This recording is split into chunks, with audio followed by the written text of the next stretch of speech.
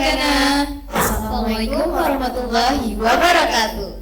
Kembali lagi di acara Ruang Alumni edisi EduTalk #2 2024 bersama saya Henny Putri Lestari dan saya Ji Alessandra Madina selaku host dalam acara kali ini.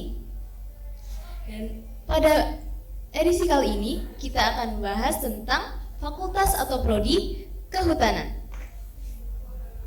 Nah, langsung saja teman-teman. Di sini kita juga sudah menghadirkan beberapa narasumber yang tentunya sudah sangat luar biasa yang merupakan alumni dari SMA Negeri 1 Sedayu sendiri. Nah, langsung saja ya kita kenalan bersama dengan narasumber kita. Halo kakak-kakak, bisa memperkenalkan diri terlebih dahulu. Halo, baik mungkin aku dulu aja ya. Ya, silakan. Perkenalkan, nama saya dari Fatih Yusma. Saya dari Universitas Brawijaya, tepatnya di Kehutanan. Selanjutnya saya berasal dari lulusan tahun 2022. Oke, lanjut. Mungkin bisa sama nama panggilannya dong kak, nama Oke. panggilannya biar gampang. Barik aja panggil. Oke, Kak Barik. Terus selanjutnya? Ya, next aku Angelita Putri Prabandari dari D4 Pengelolaan Hutan UGM. Dulunya MIPA 4, ya Kak Empat. bisa dipanggil Putri. Oke, Kak Putri. Oke, kalau aku Adi Febrian dari S1 Kehutanan UGM. Dulu tuh berasal dari MIPA 2, terus bisa dipanggil Adi. Oke. Lanjut. Oke. Jadi gimana nih kakak kabarnya sekarang? Baik, Alhamdulillah baik. Setelah sekian lama berkunjung lagi ke sini, ada kesan apa gitu di sekolah? Kesannya apa ya? Nostalgia paling bisa dibilang ya. Lu udah lama banget ya kesini, terus tiba-tiba diundang kan, kayak mengingatkan kesan lama lah. Iya. Terus sudah banyak perubahan ternyata di SMA. Oh. Karena angkatan kita ini, angkatan 2022 itu alhamdulillah kena COVID 2 tahun. Alhamdulillah. Iya. 2 tahun. Oke. Oh, berarti selama 2 tahun itu masa pandemi jadi belajarnya di rumah ya? Iya. Iya. Jadi datang ke sini udah banyak perubahan, kayak banyak yang direnov gitu. Oke.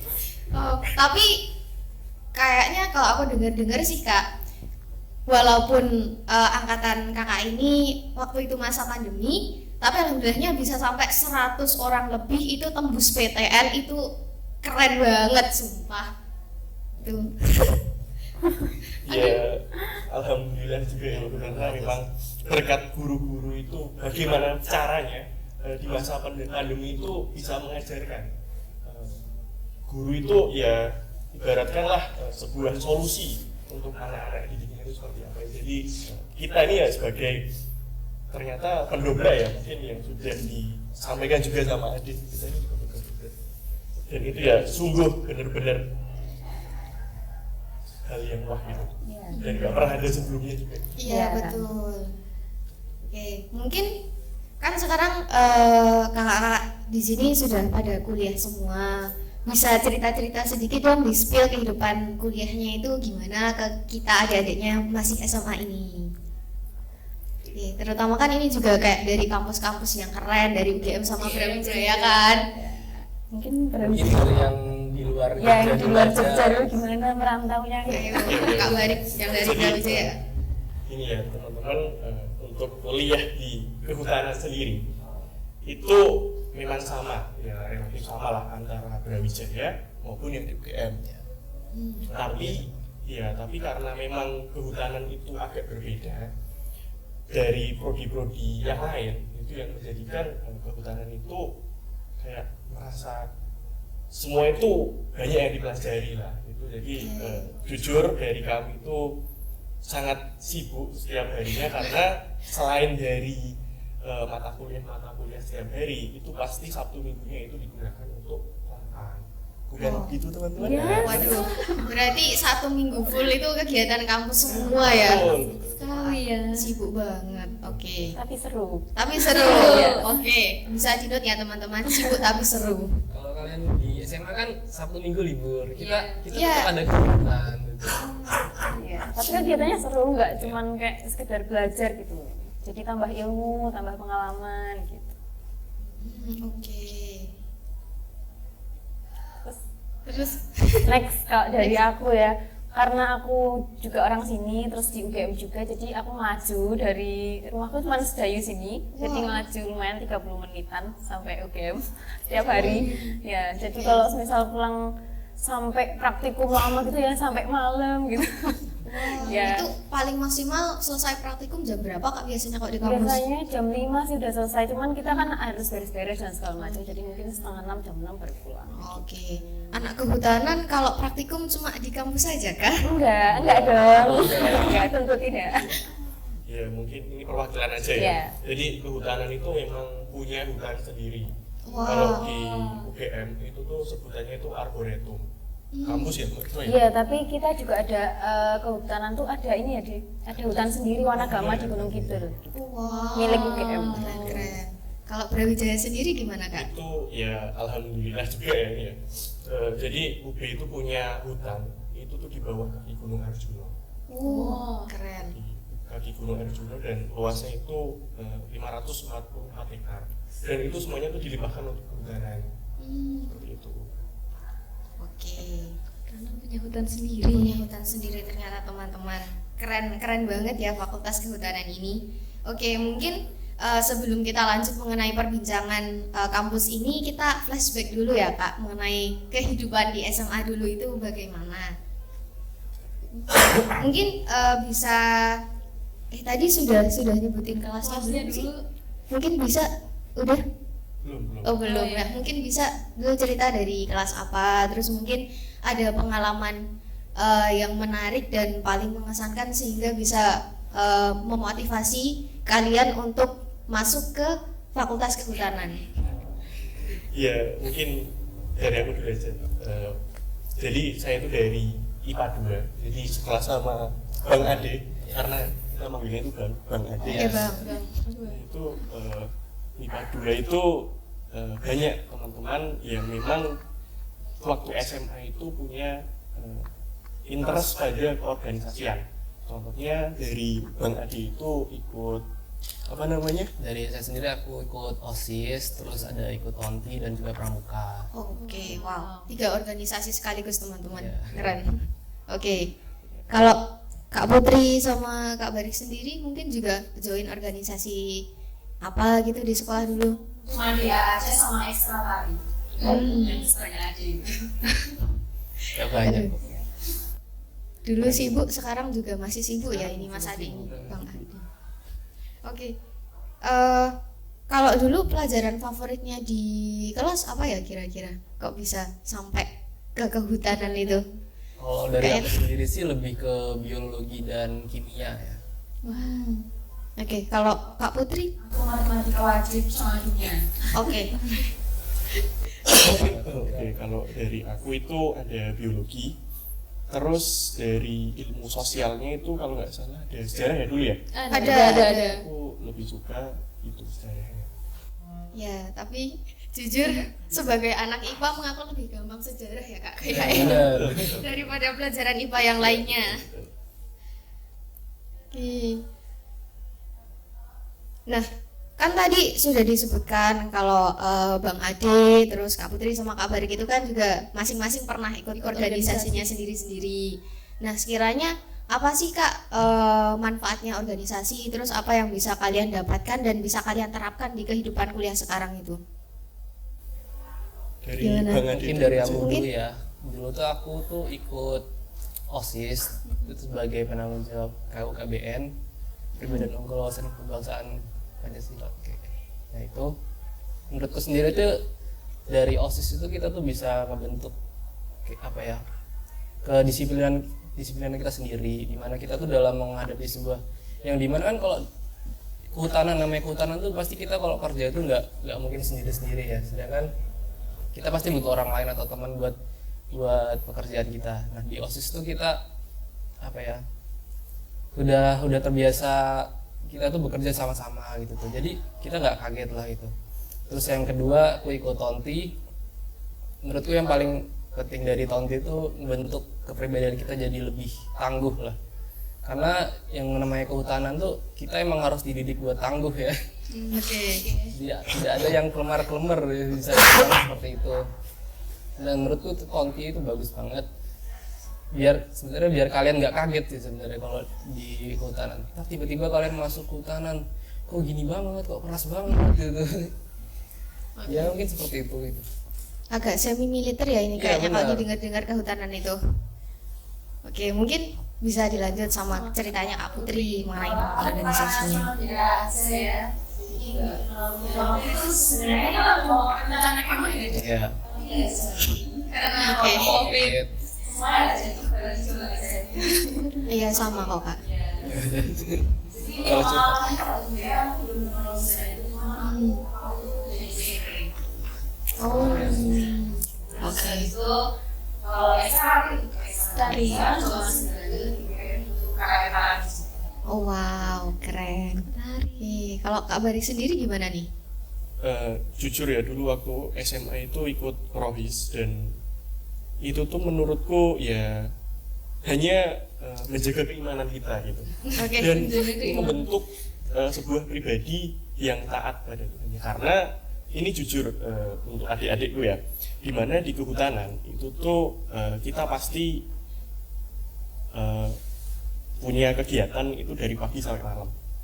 Nah itu kan ya kita jadi nggak sholat lah, jujur ya, ini pasti juga sudah dialami. Jadi zuhur Yes. asar itu kadang dirangkap, maghrib isya itu juga dirangkap karena jujur sampai malam. Nah, dan aku pahami ternyata dari Rohis itu tuh tidak membentuk mental, tapi membentuk kita sebagaimana taat untuk beribadah di dalam hutan seperti apa, tata caranya juga seperti apa, itu bisa diterapkan untuk kehidupan perkuliahan seperti itu. Oke. Jadi itu ya manfaatnya dari Rohis sendiri. Terus kan mungkin agak tambahan juga ya Kak. Karena aku dengar-dengar juga mungkin kalau misalkan kita di hutan cari sumber mata air itu kan juga susah kan. Ya. Mungkin. Nah, itu terus ya mungkin salah satunya manfaat ikut Rohis itu nanti teman-teman bisa lebih apa ya? Kayak mementingkan kalau sholat itu kan sebuah kewajiban Ya, dari betul. agama itu. Terus bahkan yang Iya. kalau waktu itu sih soalnya kadang kayak umum juga kalau aku ya waktu itu sama Sampai kayak ke- jadi masih teman-teman masih pakai sepatu juga soalnya gitu. Oh. Ya kan karena benar-benar di lapangan nggak ada air gitu. Jadi kalau kita ke Hamzah juga mungkin kita ini ya sesuai, kan ada beberapa tanaman yang memang bisa dimanfaatkan ya, bisa kayak begonia gitu kan, ya begonia dan lain-lain itu bisa apa buat minum gitu. Kita tuh tempatnya benar-benar di tengah hutan itu jauh dari mana-mana. Ya kita harus mau nggak mau ya di situ gitu. Oke. Berarti sebagai anak kehutanan sendiri nih sering survive di hutan dan itu tuh dalam jangka waktu yang lama kah Kak? Iya bisa dibilang ya gitu. Iya, kan sebelum masuk aja kita udah diajarin Sudah untuk diajarin. menghindari hutan gitu. Oh. Jurusan kayak ospek jurusan. Berarti ospeknya tuh di hutan. Iya, iya. Kita dibiasain dulu di Iya. hutan. Nginep ya, Dek? Oh iya. Iya. Berarti itu ospek sambil survive juga ya Kak? Militer lebih tepatnya. Semi militer, oke. Seperti yang dikatakan tadi. Udah dari organisasi, kita lanjut ke jalur masuk buat ke universitasnya nih. Kakak apakah dulu ikut SNBP dan SNBT? Iya. SNBP ya? Iya, SNBP. SNBPN ya? Iya. Sekarang udah ganti nama. Bisa diceritakan Kak Putri saat mengikuti SNMPTN itu gimana sih? Jadi dulu tuh kebetulan masuk 8 besar di Elisabeth. Keren.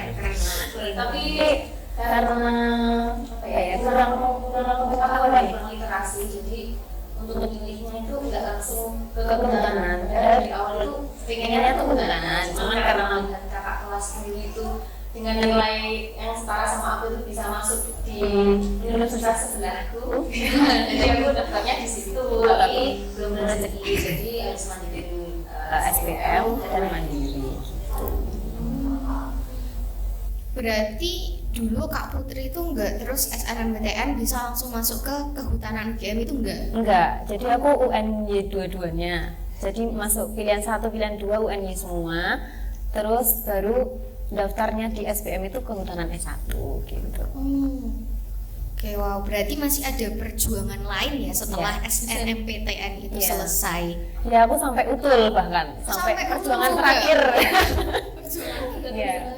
Waduh, tapi denger-denger kan utul tuh susah ya. Tanggapannya gimana tuh Mbak Menurutku, Putri sendiri? Utul itu justru lebih gampang dari SNPT kalau dari aku sendiri ya, karena SNPT itu kan kita benar-benar kayak yang fisika, matematika dipisah-pisah gitu. Ya sebenarnya utul ada, cuman dia lebih kayak ada psikolognya gitu loh, kayak lebih ke psikologis dan lain-lain, kayak misal ada gambar ini terus nanti gimana berkelanjutan, jadi kita lebih Oh, mikir iya. pakai logika gitu, beda sama SBM kalau menurutku. Jadi kalau aku sendiri lebih gampang mandiri sih. Oke, Iya. mungkin sedikit pesan moral juga ya buat teman-teman yang lain.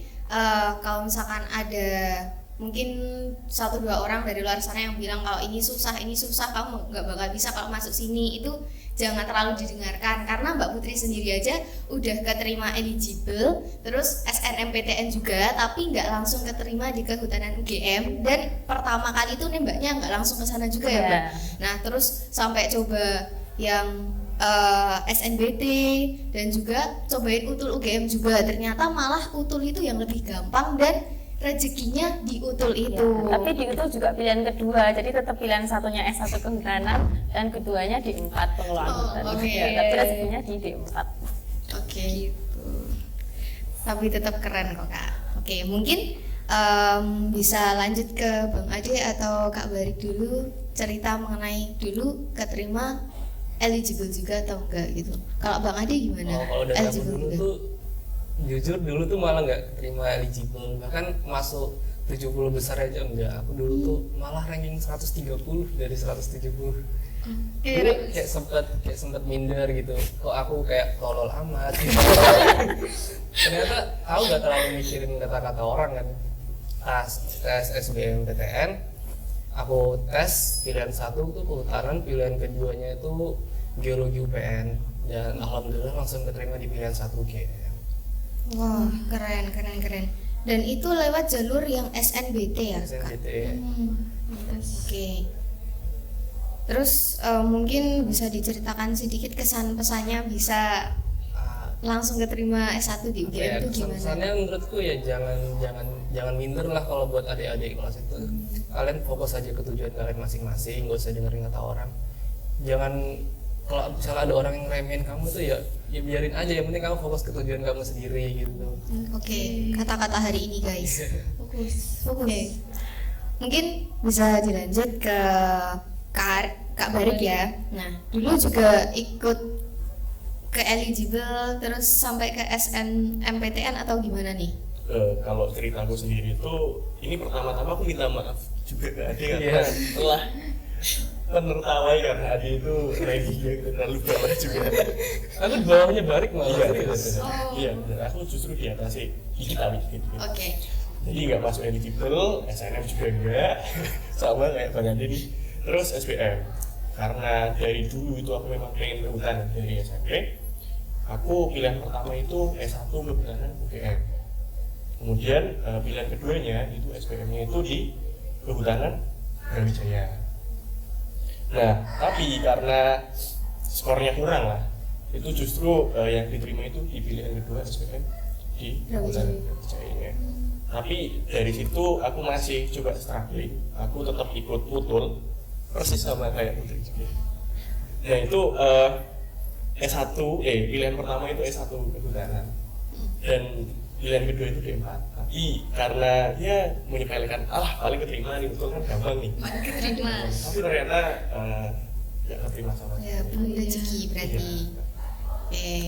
Berarti Kak Barik ini rezekinya di Brawijaya, sedangkan kalau untuk Kak Putri dan Bang Ade sendiri di UGM. Nah, ini tadi kan kalau dari Bang Ade sama Kak Barik ini sendiri kan sama ya, Iya. S1 kehutanan. Tapi kalau Kak Putri ini kan di 4 tadi aku dengar-dengar. Nah, kalau boleh tanya, perbedaannya dari S1 sama D4 itu kira-kira apa sih Kak? Mungkin dari proporsi praktikum ya. Jadi kalau di D4 itu 60% praktikum, 40%-nya baru materi yang di kelas gitu. Jadi lebih banyak ke lapangan D4 gitu. Sama di D4 itu kita ada beberapa magang, ada magang wajib, ada magang MPKM, terus nanti kita juga masih ikut KKN. Habis itu masih ada tugas akhir. Jadi kalau bedanya kalau di S1 itu mungkin skripsian, kalau di kami tugas akhir. Tapi S1 juga sama-sama ada KKN apa enggak nih Kak? S1 sama, tetap ada KTN. Jadi yang membedakan itu proporsi dari praktikum, karena untuk S1 sendiri itu perbandingan mata kuliah sama praktikumnya itu 2:1. Oke. Dan untuk tujuannya pencetakan dari D4 sama S1 kan beda. Untuk D4 sendiri itu tuh biasanya ditujukan untuk teknis lapangan, jadi orang-orang langsung yang langsung terjun ke lapangan seperti apa, kerja mereka langsung terjun. Tapi kalau S1 nanti itu kita lebih diarahkan untuk menjadi akademisi. Jadi nanti itu Jadi kayak researcher juga gitu ya, peneliti. dosen, nanti juga bisa kerja di kementerian ataupun NGO. Oke. Jadi teman-teman itu tadi ya perbedaan dari sekolah vokasi atau dan juga yang ambil S1. Terus sebelum lanjut lagi nih Kak mengenai prodi kehutanan, mau nanya nih, kan tadi Kak Putri ini juga keterima D4 di UGM itu lewat jalur tes mandiri atau utulnya UGM. Nah, kira-kira ada kayak strategi khusus gitu nggak yang bisa diberikan kepada adik-adik kelas khususnya yang di SMA 1 Sedayu ini supaya bisa kayak Kak Putri nih? Sebenarnya aku tuh gini ya, jangan dicontoh ya, aku ini nggak les, aku ini malas belajar, tapi aku suka YouTubean. Jadi aku tuh belajar sampai betul tuh dari kan SNM tuh udah berharap lebih ya, ekspektasiku tinggi. Jadi pas nggak keterima tuh langsung aduh nyesel kenapa nggak les, nggak gini-gini, nggak belajar gitu. Terus pas SBM juga belajarnya dari YouTube aja, jadi semua dari YouTube. Sampai utul tuh kan kalau di utul ada UGM gitu, judul-judul gitu sama penjelasannya gitu. Terus belajarnya dari situ aja, dan itu malamnya sebelum utul. Ya, terus habis itu pas utul alhamdulillah lancar gitu. Tapi aku juga nyiapin cadangan waktu itu, karena kan itu terakhir ya, kalau nggak keterima di situ berarti antara aku mau gap year atau aku harus di swasta gitu. Jadi aku udah daftar di swasta waktu itu, udah bayar juga, udah registrasi. Jadi tinggal ambil almet waktu itu. Tapi karena alhamdulillah 1 hari setelah itu aku diterima di UGM, jadi bisa dikembaliin lagi dananya gitu. Jadi untuk bayar yang di UGM gitu. Aku ambil di Amikom waktu itu. Ya, kan kalau keterima di negeri bisa diambil 100% uangnya, kalau misal di swasta 90% bisa dikembalikan. Jadi waktu itu karena agak pede, wah bisa nih UGM gitu, jadi milihnya Amikom, terus alhamdulillah keterima gitu. Oke. Kalau dari Bang Ade sendiri gimana nih perjuangannya untuk sampai ke sana? Akhirnya perjuangannya tuh kalau dibilang Mulus ya. orang ngeliatnya mungkin kayak aku kayak nggak pernah belajar, kayak nyantai banget di kelas, gak pernah nugas gitu. Tapi sebenarnya di balik layar aku tuh ikut kayak apa sih, tryout gitu. Terus kayak ada dulu tuh aku ikut tryout di Pahami V dan mana sih, Ruang Guru kalau nggak salah. Jadi aku tuh lebih maksimalin ke latihan soal gitu di online. Ya gitu, jadi kalau aku kan metode belajarnya lebih ke latihan soal, ketemu soal langsung dikerjakan gitu, bukan yang dari pemahaman materi langsung gitu loh.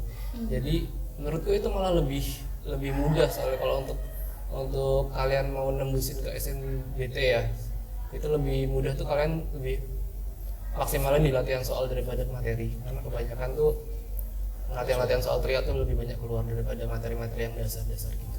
Oke, jadi harus terus diasah ya Kak supaya bisa benar-benar paham sama apa yang diujikan. Ya. Oke, kalau Kak Barik sendiri gimana nih? Nah, kalau dari aku sendiri itu mulai mencicil ngerjain soal itu semester 1. Semester 1 kelas? Kelas 12. Oke. 12. Jadi kan itu karena mikirnya itu karena ini ya, ini kan masih free ya, belum ada ujian segala macam ya, persiapan untuk kedepannya lah, karena kan memang kita kan harus punya tujuan kan, dan aku sudah punya, aku pengen di kehutanan. Ya mau nggak mau, suka nggak suka aku harus mulai cicil. Ya aku mulai cicil itu 1 hari cuma 3 soal 5 soal, tapi harus rutin gitu, cuma 3 sampai 5 soal itu. Dan nanti semester 2 nya itu tuh tinggal latihan yang psikolog gitu loh, apa namanya, TPS ya dulu bahasanya. Iya, iya. Nanti tinggal pendalaman yang itu udah. Jadi itu kan udah ngebantu juga nanti ketika waktu UTBK dulu bahasanya, waktu SMPT itu. Gitu aja sih itu. Oke, tapi kalau dari kalian ini sama sekali nggak ada yang ikut bimbel di suatu tempat gitu atau ada yang Kalau aku ikut? sendiri sih nggak ada sih. Aku juga nggak ikut bimbel. Kalau aku ya itu tuh ikut les di guru SMP. Cuma di guru SMP itu terus ikut tryout juga sama Bang Adil, sama kawan guru Bang Mifai, sama satu lagi itu kalau nggak salah Zenius ya. Iya. 3 itu. Oke. Serunya. Nah, jadi mungkin sedikit untuk memotivasi teman-teman sekalian juga ya. Bukan berarti untuk teman-teman yang nggak ikut bimbel di luar itu kalian nggak bisa tembus PTN, tapi kalian juga bisa menerapkan cara-cara yang dipakai sama Bang Ade tadi, Kak Putri dan juga Kak Barik. Kita bisa mulai dari latihan-latihan soal, terus kita juga bisa kalau kita memang nggak ikut bimbel, kita masih bisa untuk nonton video-video tutorial di YouTube mengenai soal-soal untuk tes masuk ke PTN. Dan juga jangan lupa untuk selalu latihan soal rutin setiap harinya. Dan diusahakan kita juga punya target supaya kita juga bisa untuk masuk ke PTN yang kita impikan. Begitu ya kakak-kakak. Oke. Oke, next. Apa ini?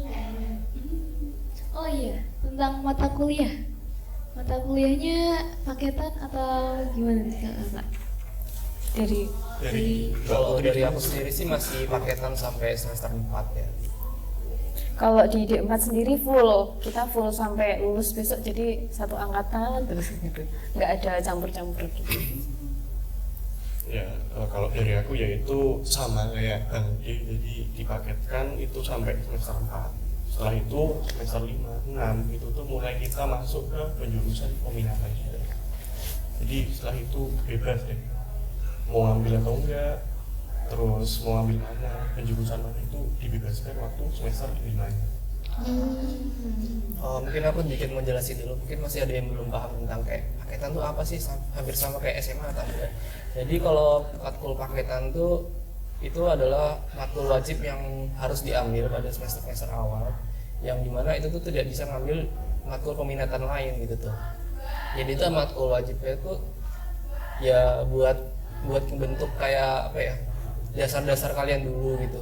Ditambah ada matkul dari program Kampus Merdeka seperti ada bahasa Indonesia, bahasa Inggris, terus ada Pancasila, agama, dan lain-lain. Itu masuknya ke apa sih, matkul wajib.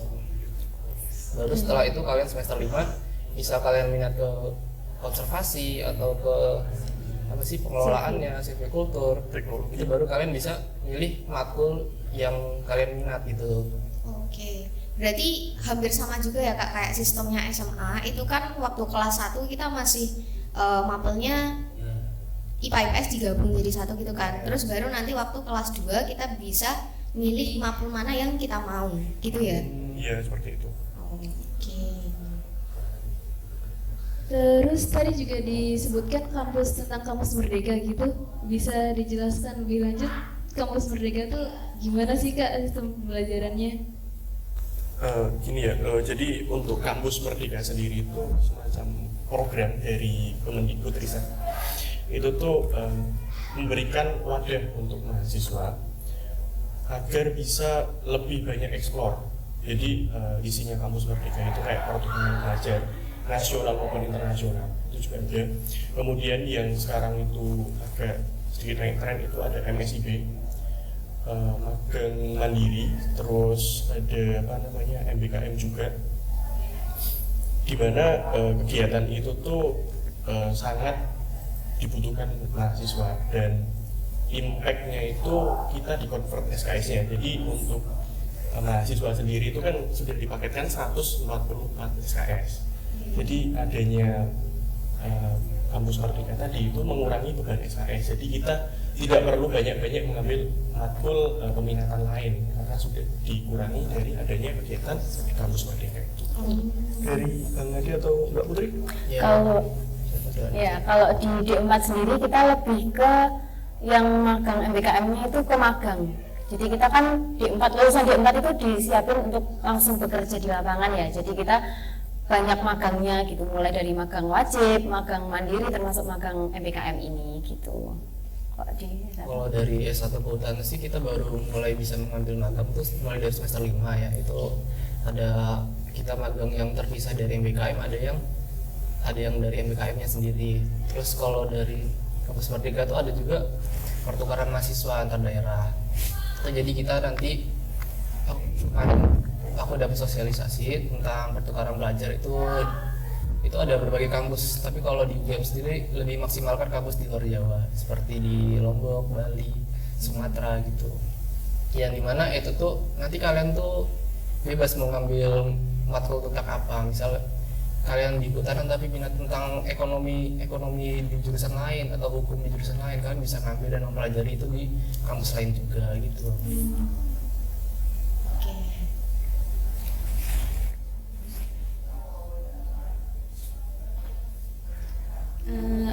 Kira-kira capaian kompetensi dari seorang lulusan kehutanan itu apa aja sih Kak? Dari Mbak Putri dulu aja. Ya, capaian mungkin lebih ke nanti kita jadi apa gitu ya lulusannya. Sepengetahuanku sendiri ya, kita itu bisa ke Perhutani, BUMN, terus bisa ke swasta, banyak banget swasta yang membutuhkan. Terus kayak reklamasi pertambangan, jadi kita bisa ikut merencanakan dari sebelum, kan kalau pertambangan itu ada masanya, kontraknya habis. Jadi sebelum masa itu habis, sekitar 6 bulan sebelum, kita harus merencanakan untuk direklamasi.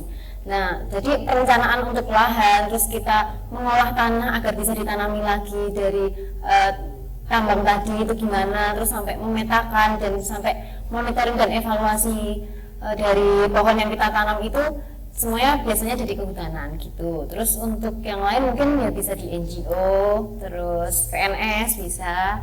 Untuk PNS sendiri biasanya Polhut ya.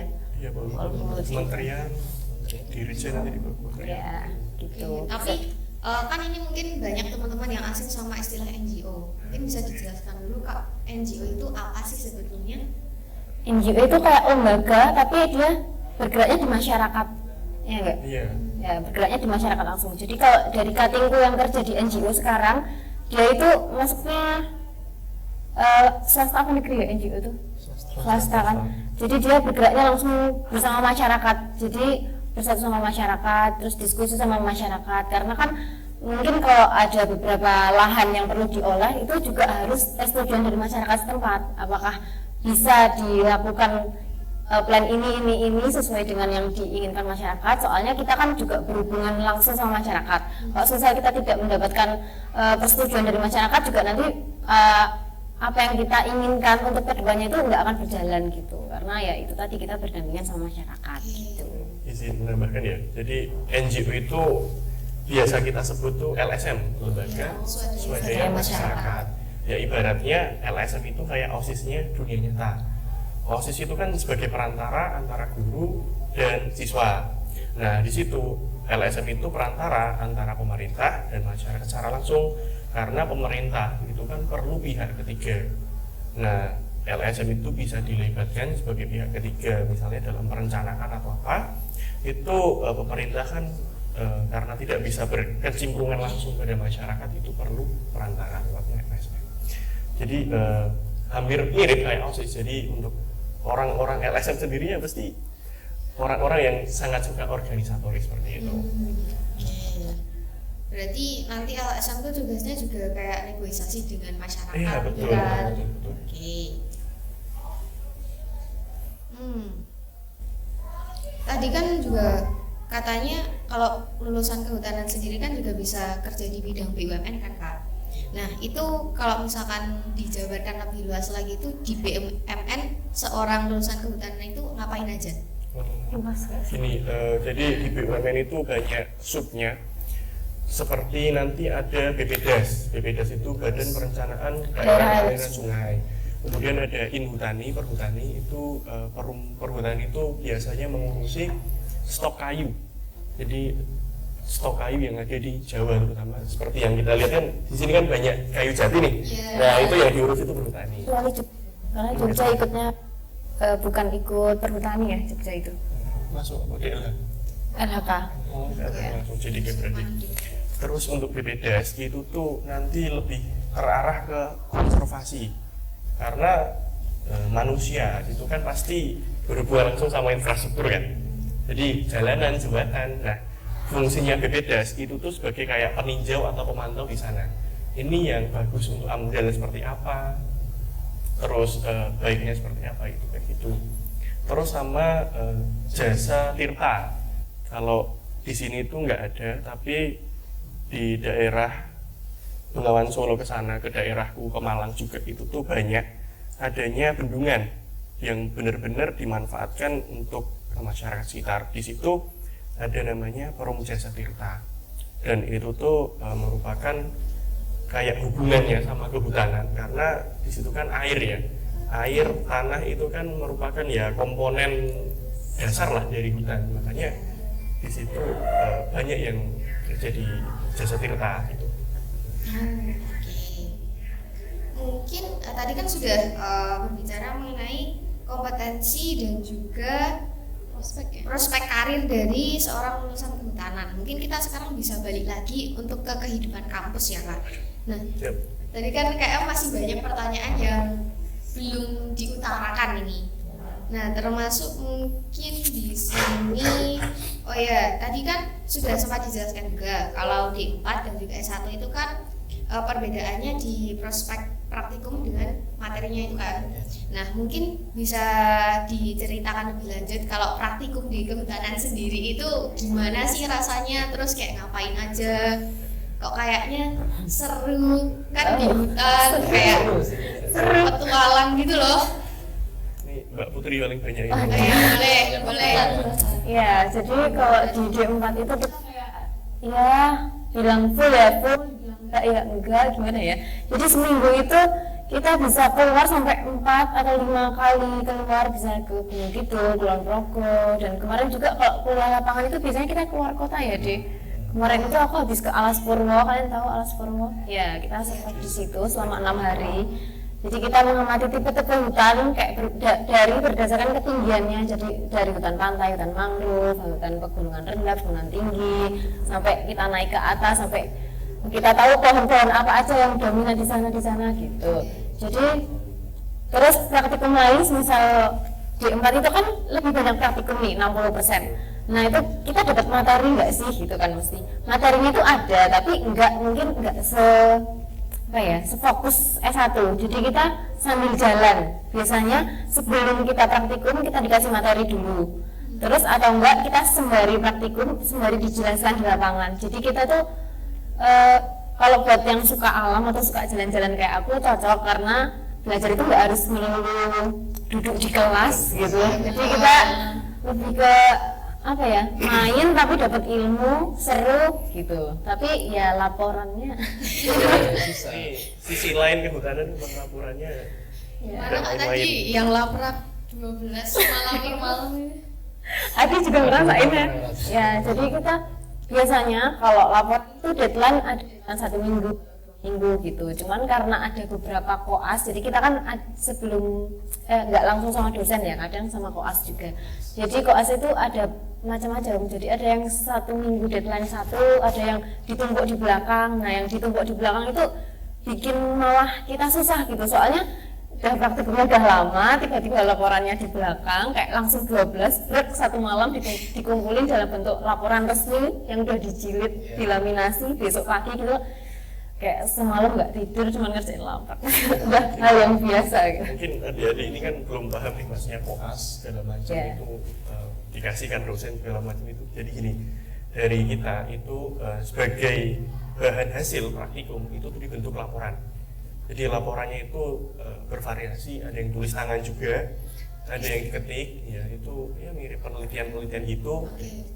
Kemudian kalau sudah jadi tergantung ya, kalau dari UGM sendiri mungkin ditumpuk jadi satu, kemudian di asistensi namanya. Asistensi itu semacam kita dikoreksi oleh kakak tingkat, kita dikoreksi, nanti setelah itu ada seminar hasil kadang-kadang, jadi kita mempresentasikan hasilnya seperti apa, baru itu bisa diserahkan ke dosen, dan itu prosesnya lama. Tapi kalau di Brawijaya sendiri mungkin agak berbeda ya. Jadi setiap minggu kita itu tetap laporan, dan setiap minggu itu dikumpulkan. Itu juga bisa bersifat individu maupun kelompok. Nah, kalau sudah nanti ada kegiatan field trip namanya. Yang beda ini ya mungkin. Kegiatan field trip itu memang kita diharuskan sudah paham metode-metode yang digunakan sebelumnya seperti apa, sehingga kita bisa semacam penelitian kecil-kecilan untuk field trip di situ. Biasalah nanti menyusun laporan besar namanya. Nah, laporan besar itu nanti kita sudah selesai, kita asistensikan, kita dikoreksi oleh kakak tingkat. Setelah jadi baru kita seminar tadi beserta dosen di situ. Jadi kita diuji langsung. Ada dosen, ada cutting tadi namanya asisten. Kemudian kita presentasi. Nah, itu yang membedakan di situ. Iya. Mungkin ada ini aja ya, kayak sama cuman ada beda nama. Jadi kalau di kami itu juga seperti itu, ada yang tergantung koas tadi, ada yang per minggu, ada yang langsung. Terus habis itu tuh kita habis mengumpulkan kan itu per minggu itu satu laporan. Nah, nanti kita akan membentuk laporan besarnya tadi, di kita laporan resmi dalam bentuk udah buku gede gitu. Terus habis itu tuh sebagai syarat untuk kita melakukan ujian responsi. Jadi kalau di aku sendiri ujian tuh ada 2 ya. Tapi beberapa praktikum aja, ada yang pertanggungjawaban. Jadi pertanggungjawaban itu kita langsung menghadap koas atau dosen untuk ditanya secara langsung lisan kayak gimana kemarin praktikumnya, terus ngapain aja, terus yang dimaksud dengan ini tuh apa gitu kayak gitu. Terus habis itu setelah pertanggungjawaban baru kita bisa responsi. Nah, syarat untuk responsi tes tulis itu tadi pakai laporan resmi gitu. Kalau dari aku sendiri hampir sama sih, mulai dari praktikumnya itu sebenarnya nggak terusnya di lapangan, ada juga yang menggunakan laptop dan kayak materi dan lain-lain, tapi tetap ada yang pengambilan data namanya itu di lapangan biasanya, dan datanya itu digunakan buat membuat laporan. Nah, jadi setelah praktikum itu biasanya kita mendapatkan data. Nah, data itu ntar digunakan dan dianalisis pada laporan. Nah, setelah itu laporan semua berapa acara itu udah selesai semua, itu baru digabungin jadi laporan resmi. Terus laporan resmi itu adalah syarat sebagai itu responsi, dan juga ada PJ. Kalau PJ itu lebih kayak lisan. Ya kayak gini lah, ditanya-tanya OAS itu. Cuman kalau yang ditanya dosen tuh maksudnya kuliah lapangan. Kebetulan kemarin aku kuliah lapangannya di Bali, BTN Bali Barat. Kita sekitar 4 harian di sana. Itu buat tahu tipe-tipe hutan dan lain-lain, dan itu tuh laporannya tuh harus deadline-nya itu seminggu atau berapa? Iya, aku juga. Seminggu atau 2 minggu setelah praktikum. Jadi kalian liburan tuh iya itu kerjaan laporan. Nggak ada liburan. Ini bahkan tuh masih ada laporan yang belum selesai ini. Terakhir tanggal 8 besok. Oke, tapi sudah progres pengerjaan kan ya Kak? Sudah. Untungnya. Sebetulnya baru tahu juga sih aku kalau ternyata di kampus tuh masih ada yang namanya laporan yang tulis tangan juga. Benar. Ya, aku kemarin full tulis tangan. Full tulis tangan. Itu sampai berlembar-lembar atau gimana Kak? Iya. 20. Kalau aku sekitar 20 halaman. Waduh. Tapi ada keringanan sih kalau untuk dari cover sampai alat dan bahan gitu kan, kita ada cara kerja, alat dan bahan, metode gitu masih diketik, cuman dari pembahasan sampai daftar pustaka itu tulis tangan semua. Iya. Sama data tabel itu juga tulis tangan di aku.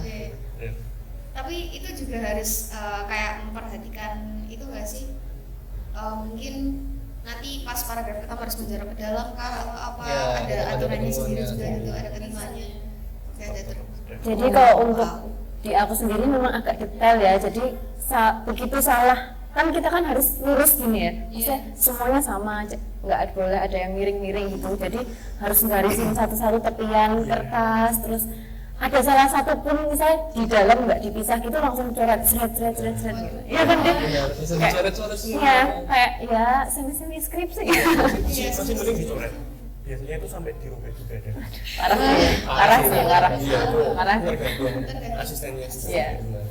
Berarti itu yang sampai dirobek baru sampai tahap asisten 2. Iya. Belum sampai ke dosennya ya Iya. kan? Waduh. Ya soalnya Sampai waktu asisten aja sudah sengeri ini ya rasanya teman-teman. ya waktu itu aja aku kan peta ya, kalau laporan sama peta itu beda, jadi kita kok peta langsung ke dosennya. Nah itu langsung kan kita bikin peta A1 yang gede banget itu, jeret peta ulang. Itu gambar manual Enggak sendiri. pakai aplikasi, kita pakai ArcGIS QGIS gitu. Jadi kita emang dikenalin sama aplikasi yang buat sistem informasi geografi SIG. Jadi kita juga diajarkan untuk bisa pakai drone, untuk bisa Berarti ya ada main IT-nya juga. ya teodolit, tahu teodolit mungkin yang buat mengukur lapangan gitu. Teodolit pakai nggak kamu? Iya, Pak. Belum ada gitu. Oh, jadi kita pakai teodolit, terus baru selanjutnya kita pakai drone, terus baru kita habis dapat data kan itu data diolah jadi peta, baru kita presentasikan gitu. Dan ada ketentuan peta itu kayak gimana, harus gimana gitu. Wow, oke. Jadi mungkin itu tadi ya teman-teman, sebuah perbedaan mengenai kehidupan kampus dan juga kehidupan SMA itu gimana. Apalagi kalau di kampus kan juga ada ujian lisan kayak yang diomongin sama Mbak Putri itu tadi kan. Nah itu mungkin bisa diceritakan sedikit pengalaman ketika ujian lisan atau gimana dari Kak Bari, Kak Putri atau Mbak Ade. Kok kayaknya tuh kalau aku denger aja tuh udah kayak deg-degan banget gitu loh. Sebenarnya kalau ujian lisan atau asistensi itu tergantung dari apa sih koas atau dosen pengujinya ya. Kalau misalnya kita dapat koas yang enak atau dosen penguji yang enak itu ya selama kita lancar ya itu ya bisa Aman. aman-aman aja. Tapi kalau misalnya dosennya itu kamu bakal dicecar pertanyaan terus, kenapa bisa begini, kenapa bisa begitu, kenapa hasilnya bisa begini, kalian dapat data dari mana, itu bakal ditanya-tanya terus. Dan harus yakin ya kalau setiap jawab tuh, walaupun misalnya kita sebenarnya agak ragu dikit nih, tapi yakin soalnya nanti pasti misal jawabannya A, tapi ternyata loh kenapa bisa gini, kok kamu bisa dapat data ini dari mana, kenapa gitu. Terus gini ya, sebetulnya di lapang itu kan kita kan pasti ada namanya error. Jadi di situ kan kita nih kadang juga ada yang namanya manipulasi data. Itu ya 1-2 itu kan pasti ada lah gitu. Ini jujur aja. Nah, dari situ dosen itu kan ya tahu nih. Nah siswanya kok datanya gini, kok nggak sesuai. Nah di situ mungkin ya Bang Ade sering dicari itu ya karena memang adanya manipulasi. Dan pengalamanku itu pernah ada data yang manipulasi ya memang dosennya juga ya benar-benar marah-marah.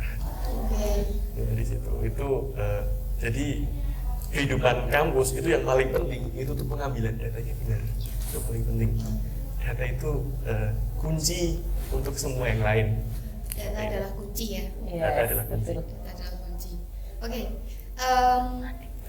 Nah ini kan udah cerita nih soal mungkin tadi di bidang bagian tugas-tugas kalau di kampus tuh gimana, terus ujiannya gimana gitu kan Kak. Nah mungkin kalau aku sendiri pengen denger nih pengalaman dari Kak Barik, Kak Putri sama Bang Ade sendiri waktu pertama kali nih masuk ke kehutanan. Dan katanya kan itu ospeknya juga di hutan asli, kayak survival gitu kan. Nah itu kayak first time kalian diajak survival pas ospek tuh rasanya gimana sih Kak? Kayak kesan pertama kayak waduh, nyangka enggak kalau ternyata kehutanan tuh segini banget. Aku dulu kali ya, Paling berat kayaknya. ya berat.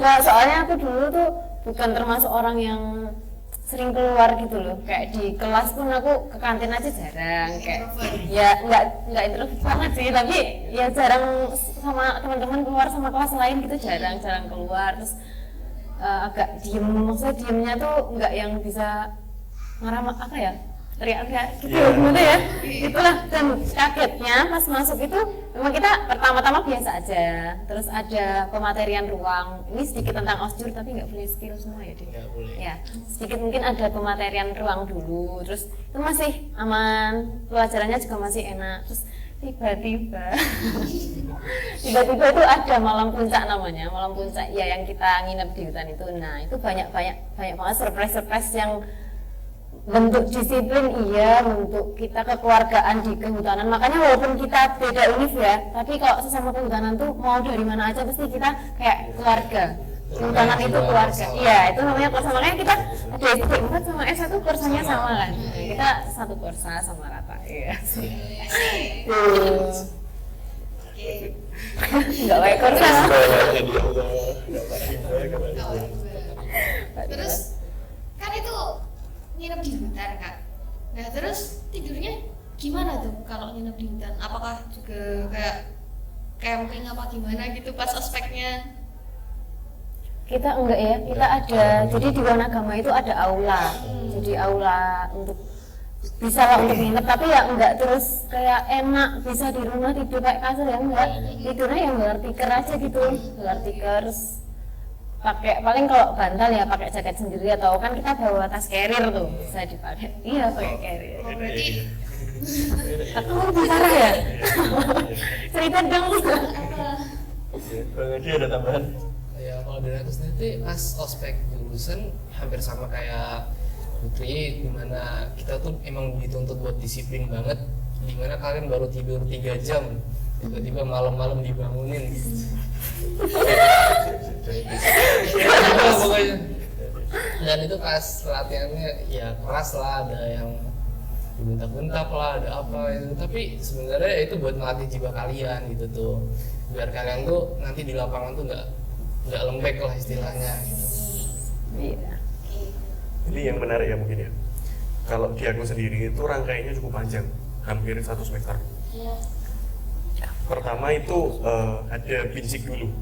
Jadi bina fisik untuk peserta ya, maba-maba itu disuruh lari push up, sit up berapa bulan gitu. Terus nanti ada kegiatan birawa ruang namanya. Jadi itu fokus material dari ruang.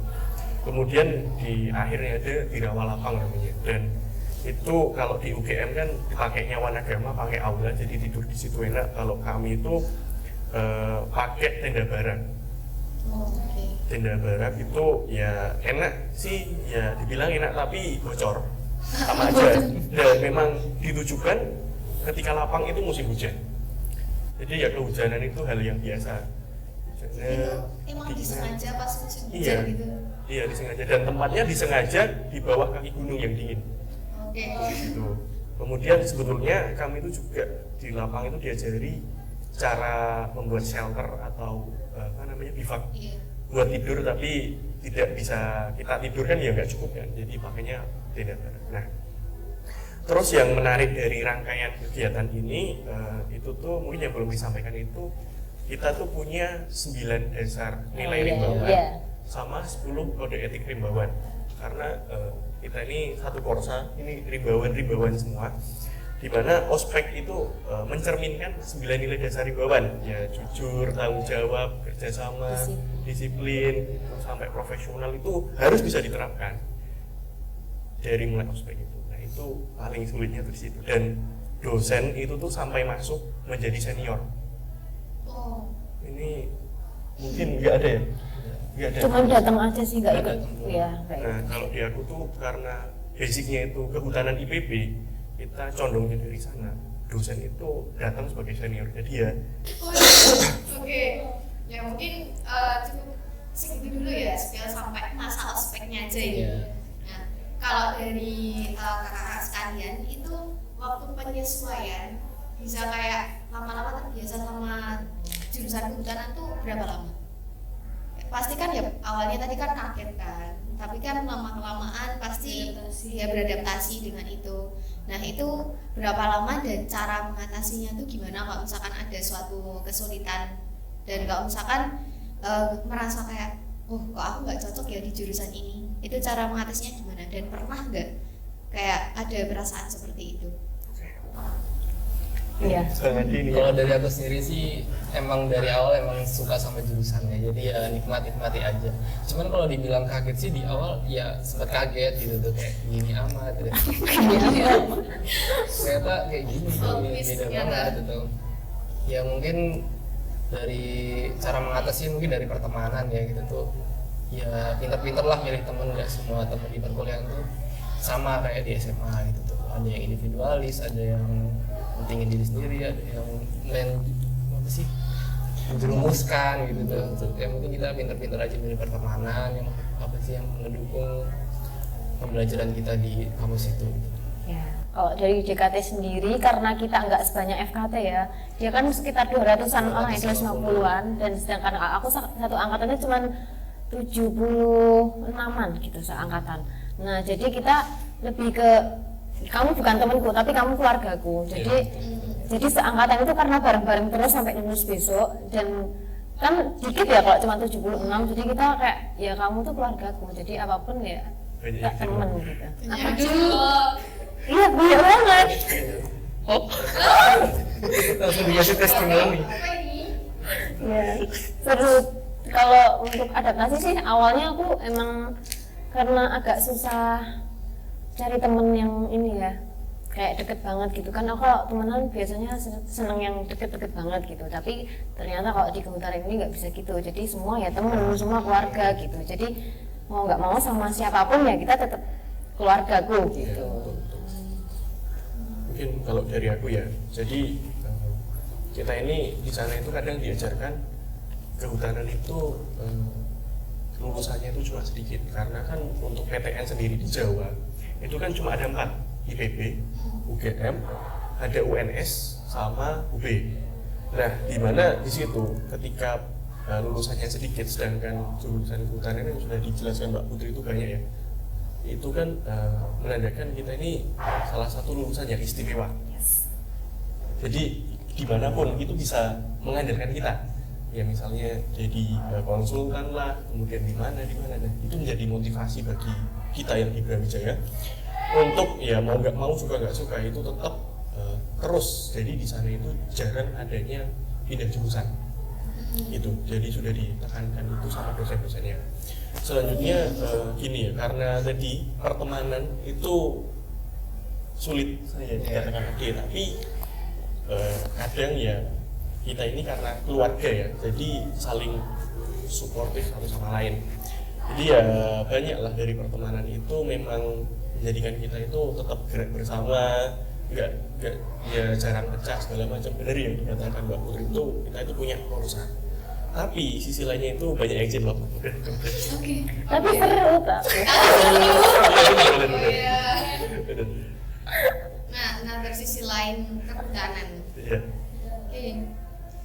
Nah, ini kan tadi udah bahas mengenai apa kayak kegiatan di lapangannya itu kayak ngapain aja gitu kan. Nah, tapi kalau misalkan praktek itu berapa hari sih biasanya? Atau cuma kayak 1 hari aja terus selesai? Apalagi kalau prakteknya di luar ruangan gitu loh. Untuk satu kali itu biasanya kita kan ada per materi, jadi satu praktikum itu biasanya terdiri dari 10 sampai 12 acara. Jadi setiap acara itu kita ke lapangan. Misalnya acara satu tuh tentang DAS tadi, daerah aliran sungai. Jadi kita ke sungainya langsung, ambil data langsung gitu.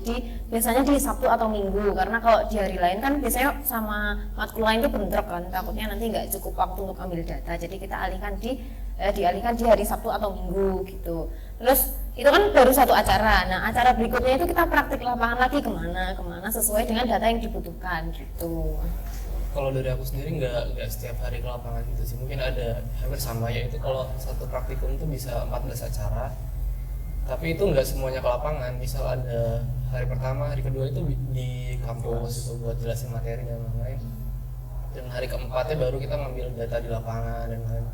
Ya kemana gitu, ke sungai, ke hutan dan lain-lain.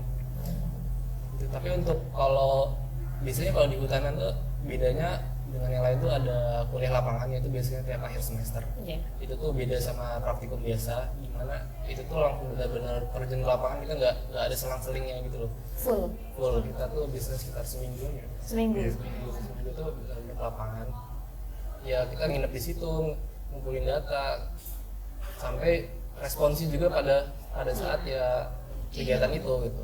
Jadi itu teamwork banget. Jadi kita dibentuk kelompok di kampus itu dibentuk kelompok. Terus nanti di sana tuh kita cuma dilepasin. Pokoknya nanti hasilnya harus ada data kelompok Ya, gitu. ya bedanya sama praktikum biasa Iya. itu kalau Iya. kuliah lapangan tuh kita mengerjainnya kelompok. Gitu. Pernah nggak sih Kak kayak struggle waktu pertama kali harus terjun ke hutan gitu? Mungkin agak ini ya, mungkin setahu aku tuh hutan tuh ya estetik gitu kan. Ternyata tuh ya curam ya, hancur, terus banyak duri, terus ya pakaiannya tuh harus yang sesuai gitu loh. Sepatu pun sepatu pun kita bisa sakit ya, lecet gitu. Jadi harus benar-benar disiapin ke lapangan kok aku. Gitu. Terus ini ya karena tempatku itu hutannya itu hutan basah jadi rapat, kita ini sering kena macet. Ini gatalnya itu biasa sampai semingguan dan itu sampai 5 sampai 6 itu di kaki ada. Beneran itu gatalnya. Padahal itu udah pakai kayak alat-alat lengkap. Iya, alat-alat lengkap. Terus biasanya perempuan kan jijik segala macam Iya. dan itu kan terutama yang laki-laki dalam kelompok itu bagaimana bisa tetap gerakin kelompoknya, perempuannya juga mau ngambil data, nah itu yang paling sulit di situ. Sama tantangannya ketika hujan, karena jujur ya kalau struggling yang paling berat itu hujan itu kan males nih, sepatu basah, kertas untuk nyatet rawan basah juga hancur, jadi mau nggak mau kan kadang kita hanya bisa diam nunggu hujan reda, nah itu kan salah ya itu. Jadi hujan pun mau nggak mau harus kita trabas, gerakin teman-teman yang males kayak gimana, karena di hutan sifat asli itu kan kelihatan. Betul. Sulitnya itu di situ. Hujan. Anak mama itu Iya benar.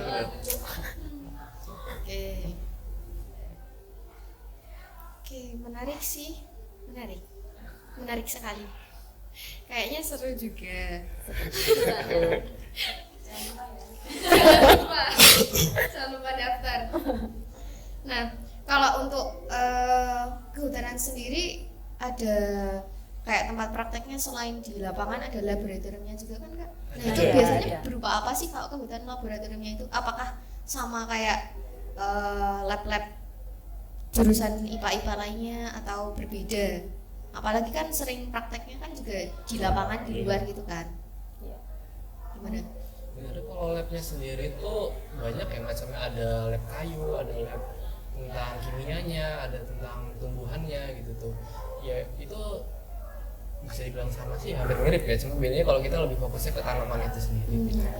sama alat-alat praktikum. Misal kita ambil spesimen nih, kita mau bikin kayak misalnya herbarium atau lain-lain. Jadi kita tempat ngoven, tempat bikin, tempat untuk cairan dan segala macam itu ada lab sendiri gitu. Jadi per lab itu beda fungsi. Kalau khusus yang sumber daya hutan itu kita khusus untuk yang kayak silvikultur, terus untuk dendrologi yang pohon-pohon gitu, lebih ke biologi lah cenderungnya.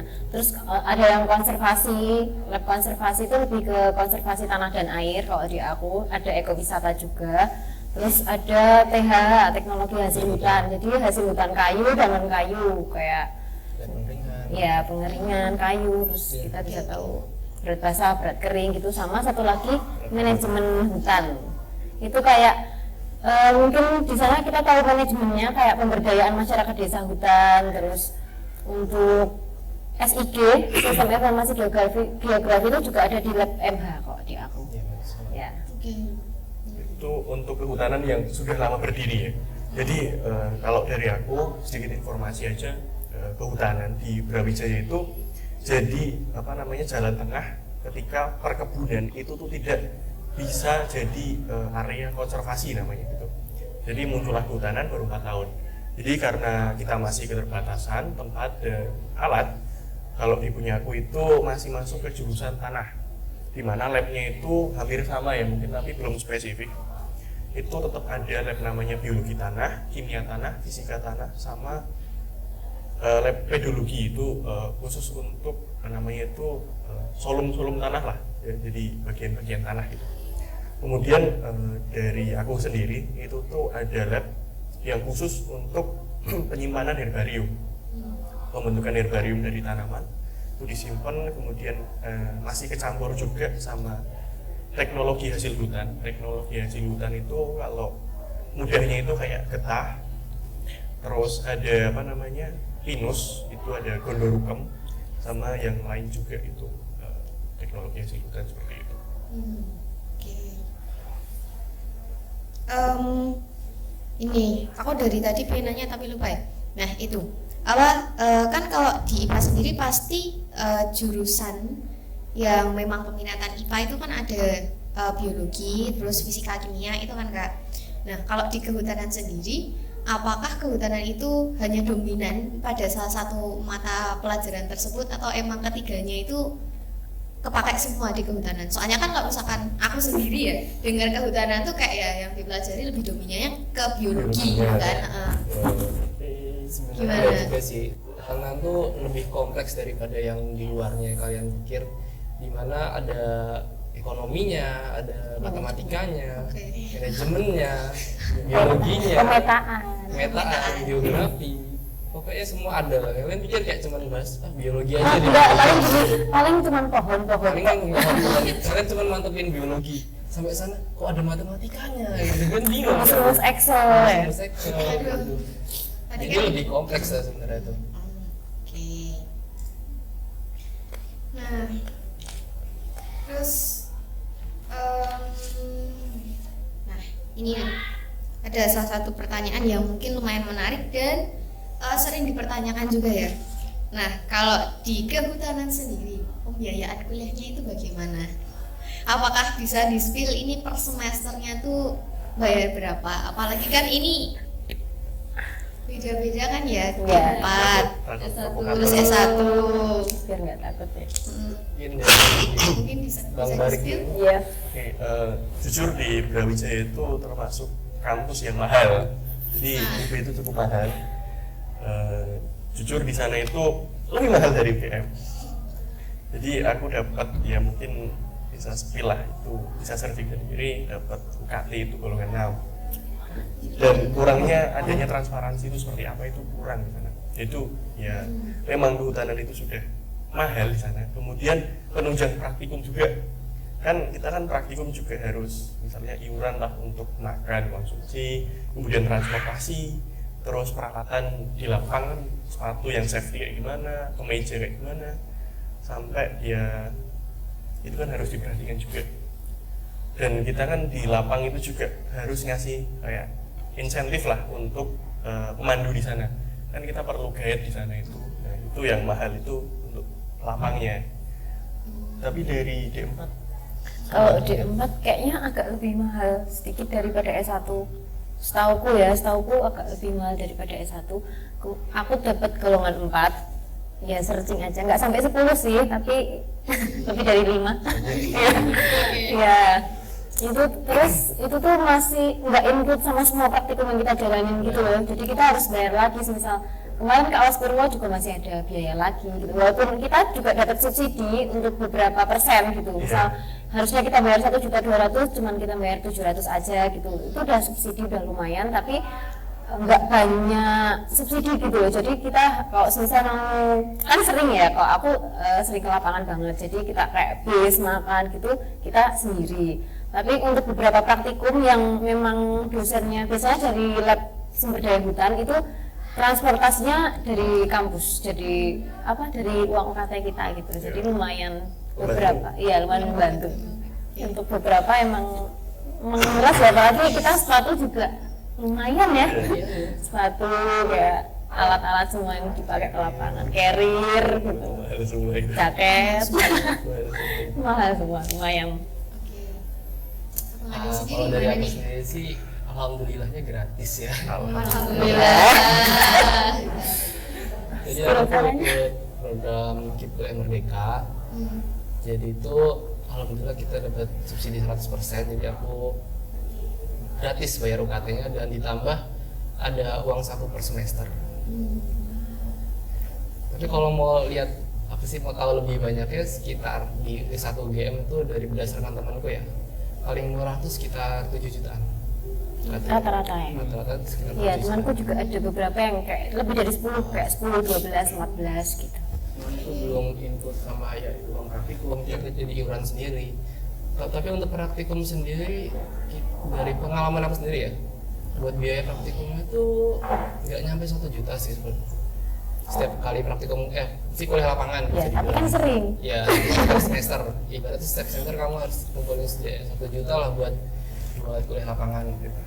Terus belum lagi sama perlengkapan kayak jaket, terus carrier, sepatu itu ya, butuh uang banyak juga sebenarnya. Iya betul. Kan butuh uang banyak ya tuh.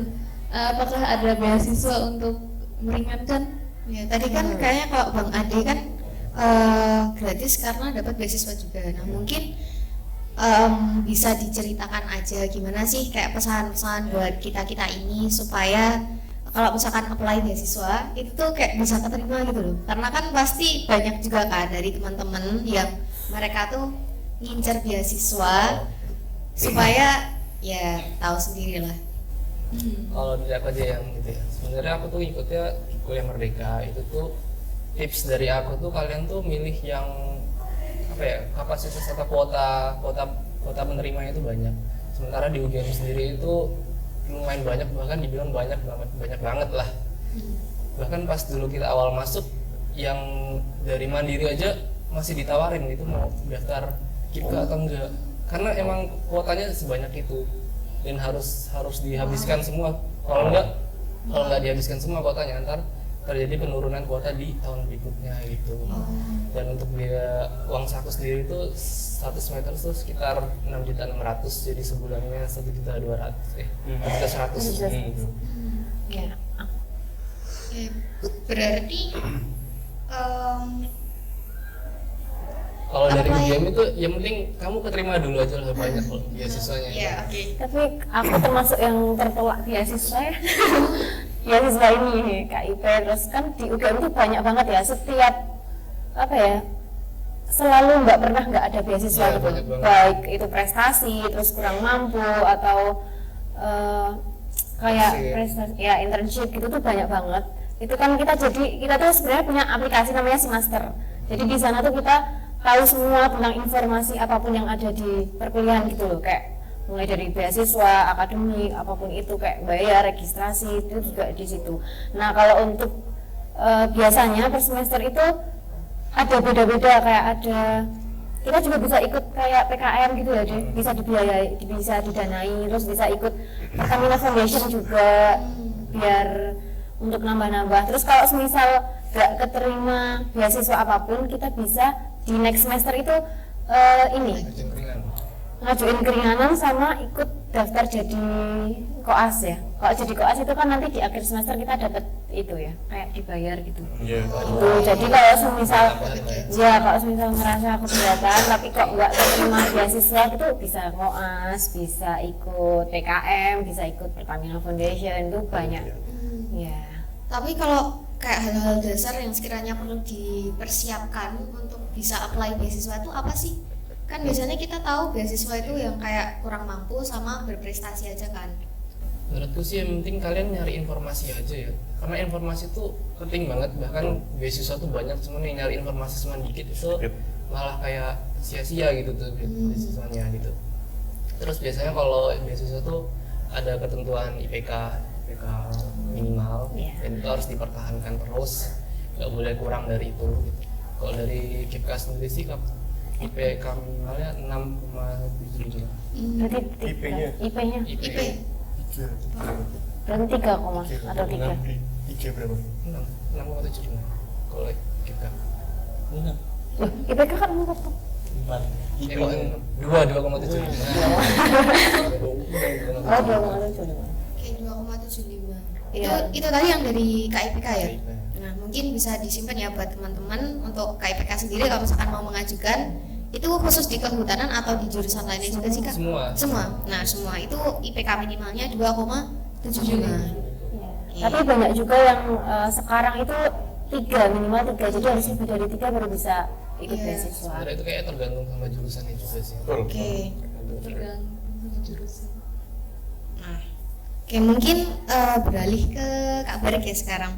kan kuliahnya di Brawijaya, itu kan nggak di Jogja, sedangkan Kak Barik sendiri asli Jogja ya. Asli sini.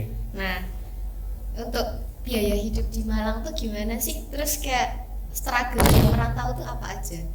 Dari Kak Barik sendiri. Untuk biaya hidup ya pertama, jadi sebetulnya Jogja kota sama kota Malang ya, ini kita kota sama kota itu tuh selisihnya cuma 2 sampai 5 ribuan aja, jadi nggak terlalu jauh. Ya mungkin lebih tinggi sana karena memang sana itu dekat Surabaya. Itu kan yang membuat agak mahal sedikit. Nah terus untuk strugglingnya ya tadi ya. Nah sebetulnya jujur saya lebih suka kuliah di kehutanan di UB karena memang di sana itu gunungnya sama hutannya itu lebih bervariasi. Ya makanya banyak dari kehutanan UGM itu kan sampai ke Bali Barat, kemudian Alas Purwo, karena memang hutan-hutan di sekitar sini itu kan memang rata-rata hutan jati. Nah itu jadi kurang bervariasi. Jadi justru sedikit bersyukur lah bisa keterima di kehutanan yang kanan kirinya langsung gunung. Nah imbasnya itu memang udaranya itu sejuk. Jadi kalau di sini kan ya ini panas banget, menurut saya ini panas banget. Nah, kalau dari di sana itu benar-benar sejuk dan kanan kiri itu gunung Arjuna sama gunung Kawi lah rasanya gitu. Nah itu yang membuat banyak mahasiswa itu berlarinya itu ke UB sana seperti itu. Dan mungkin yang menarik juga ya yang bisa menjadi struggle itu masyarakat di sana itu gimana ya mengilustrasikannya itu memang interest pada orang lain, orang asing lah maksudnya. Jadi kita ini dari Jogja pun nggak bisa culture shock yang terlalu berat ya dibandingkan kita ke Jawa Barat, misalnya ke Bogor segala macam itu lebih culture shock, tapi ke Jawa Timur itu lebih cocok. Jadi kita sangat aman dan nyaman juga. Dan mungkin ini ya, kalau di sini kan kita paling mendengar itu klite. Itu kan menjadi momok sendiri, terutama mahasiswa yang pulang malam, mahasiswa pulang jam 1, jam 2 itu kan takut. Nah kalau di sana itu benar-benar nggak ada sama sekali ya. Jadi mau pulang jam berapapun kita ini masih aman-aman aja, walaupun itu perempuan juga aman-aman aja gitu. Jadi itu yang menjadikan perbedaan antara di sana ya. Kalau buat teman-teman yang masih mempertimbangkan mau kuliah di Brawijaya, tadi perkataan dari Kak Barik ini bisa dijadikan masukan ya, kalau di sana tuh ternyata nggak begitu dapat culture shock karena hampir mirip-mirip dengan Jogja, biaya hidupnya juga mirip-mirip juga. Jadi ya lumayan lah kayak hidup di sana ya serasa hidup di Jogja aja gitu kan Mas. Lebih dingin. Nah tapi plusnya di sana lebih dingin daripada di Jogja. Mungkin aku mau agak nambahin, soalnya aku juga di sini ngekos kebetulan karena orang tua bukan di sini. Jadi aku di sini ngekos. Aslinya dari mana Kak banget itu? Aku aslinya dari Lampung. Wah. Jadi orang tua udah nggak di sini, jadi aku ngekos di situ. Buat kultur shock enggak itu sih, karena kan dari awal sih. Dari SMA. Cuman kalian kalau ngira kayak di kuliah tuh banyak di hutanan UGM ya terutama banyak dari luar kota, enggak juga. Bahkan setengahnya itu warga Bantul. Termasuk aku. Setengahnya warga Bantul. Terus kebanyakan juga itu ya dari Jawa-Jawa juga. Kebanyakan dari Jawa Timur, Jawa Barat malah dikit, dan Sumatera juga malah dikit. Jadi Itu enggak cuma kehutanan aja atau kayak seluruh kehutanan. Fakultas lain mungkin beda gitu. Kehutanan sendiri didominasi ya warga Pulau Jawa. Karena peminat di luar Jawa itu masih kurang ya. Jadi lebih didominasi sama warga Jawa gitu. Terutama sini ya berarti. Iya, Jogja hebat banget. Putri sama juga. Iya, cuman beberapa emang ada yang dari Sumatera, Sulawesi gitu. Terus apa? Kemarin adik tingkat ini dari Lombok ada, NTT ada, lebih bervariasi adik tingkatku ini ya. Tapi emang jurusan di angkatan aku ini memang Bantul. Bantul. Berarti kalau di tempatku itu lebih benar-benar bervariasi lah, karena justru orang-orang Bandung, terus Bogor, kemudian Pati, ada juga yang dari Bali, Lombok, Sumatera pun banyak, kemudian Kalimantan juga ada, sampai daerah NTT lah itu masih ada di sana. Dan itu tuh membuat kita ini sangat bervariasi. Kalau dikatakan jenis kehutanan itu saya hanya bantu, kalau di sana itu hampir sama rata. Oke. Nah, sekarang sampailah kita di akhir podcast kali ini. Jadi kita nggak mau tanya-tanya yang ribet-ribet lagi. Sudah dapat lumayan banyak plot twist ya dari kehutanan aja. Nggak tahu kalau jurusan lainnya besok bagaimana. Kakak-kakaknya di sini, baik Kak Barik, terus Kak Putri sama Bang Ade bisa memberikan motivasi nih, pesan-pesan kepada adik-adik kelasnya, khususnya yang di SMA Negeri 1 Sedayu. Kira-kira motivasi supaya mereka tuh bisa kayak masuk ke eligible. Kalau eligible sih pengumumannya tinggal sebentar lagi ya. Motivasi supaya bisa keterima di PTN favorit. Dan juga mungkin yang mau, khususnya buat yang mau daftar ke UGM maupun ke UB. Enggak, dari siapa dulu? Siapa ini? Ya dari aku dulu sih mungkin buat pesan-pesan buat adik kelas, kalian tuh lebih optimis aja sama sama tujuan kalian masing-masing. Jangan dengerin kata-kata orang lain. Yang penting kalian tuh tetap berusaha loh sama untuk mewujudkan impian kalian gitu. Yang penting optimis lah, jangan minder. Yang paling penting jangan minder. Yes. Kalau aku banyakin doa ya, tahajud itu sangat ngaruh. Walaupun kalian nggak les dan nggak belajar kayak aku, cuman triot kecil gitu. Tapi menurutku doa itu sama orang tua ya, itu sangat-sangat ngaruh gitu. Terus sama aku mau closing statement, kalau kalian suka belajar di lapangan, nggak cuman belajar di kelas kok, masuk di 4 pengelolaan hutan. Satu sih. Di 4. Kalau dari aku sendiri ya mungkin hanya meluruskan, menambahkan aja lah dari kedua Mbak Abang ini. Jadi intinya itu ketika dari adik-adik itu mau melanjutkan ke PTN ya, itu tuh kita harus mulai mencicil dulu. Kita seperti domino. Jadi kita jatuhkan yang kecil baru bisa menjatuhkan yang besar. Jadi kalian itu nggak usah melulu struggling segala macam berat, cukup pahami kemudian sedikit kalau sudah bisa, nanti itu yang menjadikan perkuliahan itu semakin mudah. Karena jujur di perkuliahan itu lebih berat dari SMA. Jadi semua itu harus dimulai dari cara mencicil, kecil, oke. Kuliah itu harus juga sama, cicil baru naik. Karena jujur kuliah itu benar-benar berat, mata kuliah itu sulit, kemudian praktikum itu juga melelahkan. Jadi semangat aja, jangan lupa hubungan terutama sama orang tua, itu yang paling penting juga. Itu cukup dari saya, saya kembalikan. Oke, nah, jadi itu tadi ya teman-teman. Yang penting tentunya pertama itu belajar dan harus mempersiapkan sejak dini. Tapi jangan lupa juga kalau jalur langit itu juga bisa loh membawa kita ke PTN yang kita impikan. Nah, mungkin itu saja ya yang bisa kita sampaikan untuk hari ini. Kak Heni? Ya, yang penting optimis ya Hin, dari kakak-kakak sekalian. Terima kasih kakak-kakak narasumber sudah meluangkan waktunya ke sini. Sukses terus kuliah dan kerjanya besok ya. Amin. Kami selaku host minta maaf jika selama acara terdapat kekurangan, dan mungkin ada yang ingin disampaikan? Mungkin yang terakhir itu bisa jargon kehutanan. Secara umum. Kita jargon kehutanan dulu ya teman-teman. Mungkin kalau saya bilang rimba raya, lestari, rimba raya. Oke. Lestari dua kali. Iya betul. Oke, 1, 2, 3 ada kamera. Rimba raya. Saya Lestari, rimba raya. Ya, oke. Sampai jumpa pada acara Ruang Alumni edisi berikutnya hanya di channel Lokagana TV SMAN 1 Sedayu. Jangan lupa klik tombol subscribe dan see you. Wassalamualaikum warahmatullahi wabarakatuh.